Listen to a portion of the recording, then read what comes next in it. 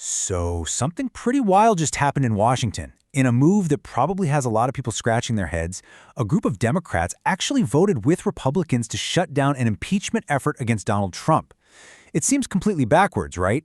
Well, in this explainer, we're going to break down exactly what happened and why.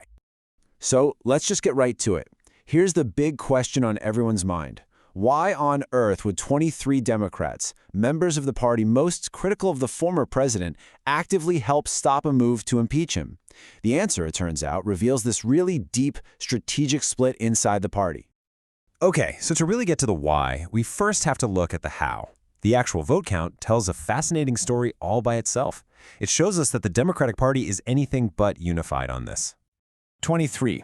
That's the number you really need to remember here. 23 Democrats voted to table the impeachment resolution. Now, in Washington speak, tabling something is basically the procedural way of stopping it dead in its tracks, and they joined 214 Republicans to do it. But it's not just a simple yes or no situation. When you look at the breakdown, it's actually pretty interesting. You had 140 Democrats who wanted to go forward with it, and those 23 we just talked about who voted against it. But then there's this third group, 47 members who voted present. This shows you we're not just looking at a split. We're looking at three totally different camps, each with its own agenda. All right, so we've seen the vote, but what were they actually voting on? Before we get into all the political strategy, let's take a quick look at the specific charges that were brought to the floor by Representative Al Green from Texas, because that's what kicked this whole thing off. So, there were two main articles here. The first one was for abuse of power. It pointed to a post on Truth Social where Trump called for the execution of members of Congress. The second article was all about threatening the judiciary, and it was based on his online attacks against federal judges. And this right here brings us to the absolute heart of the matter. The fight among Democrats wasn't about whether they thought Trump's actions were okay. No way. It was a fundamental disagreement about the right way to respond. It was a total clash between acting on principle right now versus playing the long game with a careful strategy. So on one side, you have this really powerful argument from Representative Al Green, and it's all about principle. He's basically saying that Trump's actions were so far over the line that impeachment was a moral duty no matter what the political fallout might be. He even compared it to the historic Civil Rights March, saying, "I shall march on." But then, on the other side, you've got the party leadership, and they're essentially saying, whoa, whoa, whoa, pump the brakes.